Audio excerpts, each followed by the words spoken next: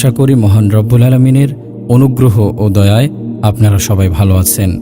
প্রিয় দর্শক, জান্নাত আল্লাহ তাআলার এতই বড় নিয়ামত যার বর্ণনা করে কখনোই শেষ করা যাবে না। জান্নাতের ইটগুলো সোনা ও রূপার, সিমেন্ট হচ্ছে মেশক, কঙ্কর হচ্ছে মণিমুক্তা ও ইয়াকুত পাথর এবং মাটি হচ্ছে জাফরান। রাসূলুল্লাহ সাল্লাল্লাহু আলাইহি ওয়াসাল্লাম বলেন, জান্নাতে একজন আওয়াজদানকারী আওয়াজ দিয়ে বলবে, তোমরা এখন থেকে চিরসুস্থ, কখনো অসুস্থ হবে না। তোমরা এখন থেকে চিরদিন জীবিত, আর মৃত্যুবরণ করবে না। তোমরা এখন থেকে চিরযুবক, আর কোনোদিন বৃদ্ধ হবে না। তোমরা এখন থেকে চিরস্থায়ী নিয়ামত ও সুখ শান্তিতে থাকবে, কখনো দুঃখ বেদনার সম্মুখীন হবে না। জান্নাতে একটি বাজার আছে, সেখানে জান্নাতীগণ প্রতি শুক্রবার যাবে। সেখানে উত্তর দিকে হতে মৃদুমন্দ বাতাস প্রবাহিত হয়ে জান্নাতীদের মুখমণ্ডল ও পরিধের বস্ত্রাদি সুগন্ধিতে ভরিয়ে দেবে, আর তাদের সৌন্দর্য ও রূপ লাবণ্য পর্যায়ক্রমে বাড়তে থাকবে। সুতরাং তারা অত্যন্ত সুন্দর ও লাবণ্যময় হয়ে নিজেদের স্ত্রীদের নিকট ফিরে আসবে। স্ত্রীগণ তাদেরকে দেখে বলবে, আল্লাহর শপথ, তোমরা যে সৌন্দর্য ও লাবণ্যের অধিকারী হয়েছ। আবার পুরুষগণ বলবে, আল্লাহর কসম, আমরা তোমাদের কাছ হতে যাবার পর তোমাদের রূপ লাবণ্য ও সৌন্দর্য অনেক গুণ বৃদ্ধি পেয়েছে। আল্লাহ তাআলা বলেন, আর ঘোরাফেরা করবে তাদের পছন্দ মতো ফলমূল নিয়ে, আর তাদের ইস্পিত পাখির গোস্ত নিয়ে। সূরা আল ওয়াকিয়াহ।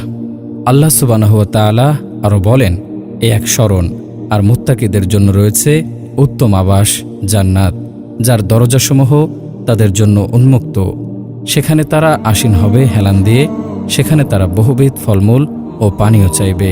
মুত্তাকি লোকেরা সেখানে বাগানসমূহে ও নিয়ামত সম্ভাবের মধ্যে অবস্থান করবে, মজা ও স্বাদ আস্বাদন করতে থাকবে সেসব জিনিসের যা তাদের রব তাদেরকে দেবেন। আর তাদের রব তাদেরকে জাহান্নামের আযাব হতে রক্ষা করবেন। তাদেরকে বলা হবে, খাও এবং পান করো মজা ও তৃপ্তির সাথে। এটা তো তোমাদের সেসব কাজের প্রতিফলন যা তোমরা পৃথিবীতে করেছিলে। সূরা তূর। জান্নাতের ফল দেখতে পৃথিবীর ফলের মতোই হবে। যখন কোনো ফল তাদের দেয়া হবে খাবার জন্য, তারা বলবে, এ ধরনের ফল তো আমরা পৃথিবীতেই খেয়েছি। সূরা বাকারা আয়াত 25। ফলগুলো যদিও পৃথিবীর মতো মনে হবে, কিন্তু স্বাদ ও গন্ধে সম্পূর্ণ উন্নত ও ভিন্ন ধরনের হবে। প্রতিবার খাওয়ার সময় তার স্বাদ গন্ধ বৃদ্ধি পাবে। এখানে প্রশ্ন হতে পারে যে পৃথিবীতে দুঃখ আছে বলেই সুখকে আমরা উপভোগ করতে পারি, কিন্তু জান্নাতে যদি দুঃখ না থাকে তবে শুধু সুখ উপভোগ করা যাবে কি, বা সুখ ভোগ করতে করতে একঘেয়েমি লাগবে না? এ দুটির উত্তর হতে পারে, প্রথমত, জান্নাতীগণ জাহান্নামীদের অবস্থা অবলোকন করতে পারবে এবং কথোপকথনও হবে, তাই তাদের সুখকে জাহান্নামীদের সাথে তুলনা করতে কষ্ট হবে না এবং সে সুখে একঘেয়েমিও আসবে না।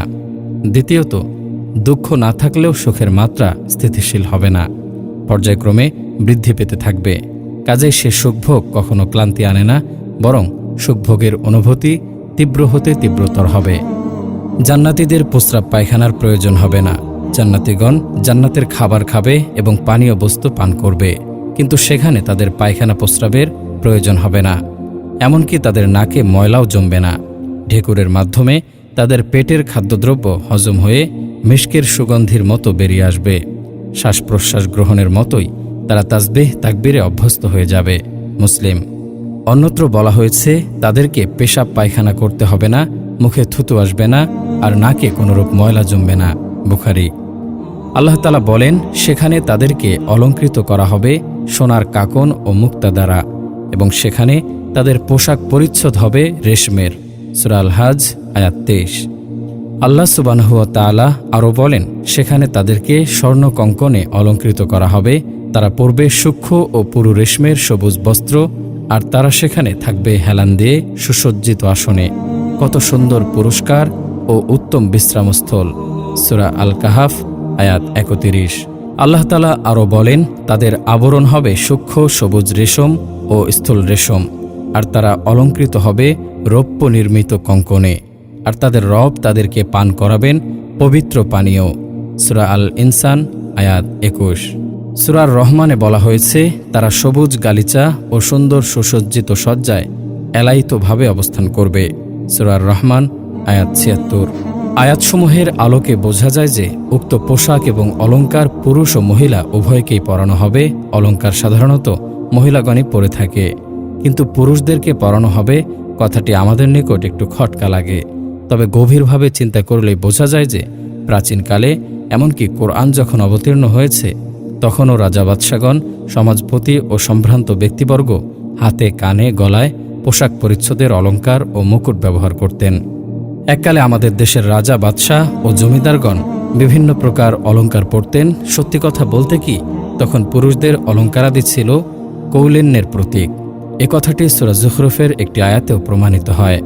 যখন মূসা আলাইহিসসালাম জাঁকজমকহীন পোশাকে শুধুমাত্র একটি লাঠি হাতে ফেরাউনের দরবারে গেলেন ফেরাউনকে দাওয়াত দেওয়ার জন্য, তখন সে সভাসদকে লক্ষ্য করে বলে উঠল, এ যদি আসমান জমিনের বাদশার নিকট হতে প্রেরিতই হতো তবে তাকে স্বর্ণের কঙ্কন পরিয়ে দেয়া হলো না কেন?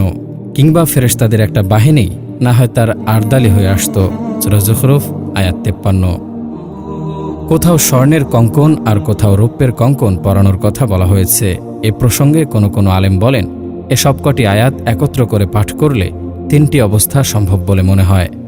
প্রথমত, তারা কখনো স্বর্ণের এবং কখনো রৌপ্যের কঙ্কন পরতে চাবে, আর উভয় জিনিসই তাদের ইচ্ছানুযায়ী থাকবে।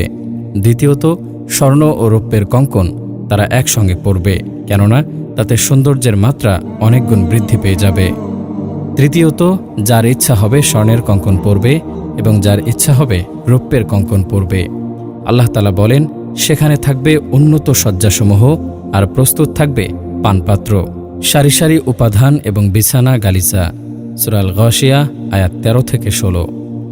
আল্লাহ সুবহানাহু ওয়া তাআলা আরও বলেন, সেখানে তারা হেলান দিয়ে বসবে এমন ফরাশে যার অভ্যন্তর ভাগ হবে পুরু রেশমের, আর দুই উদ্যানের ফল হবে কাছাকাছি।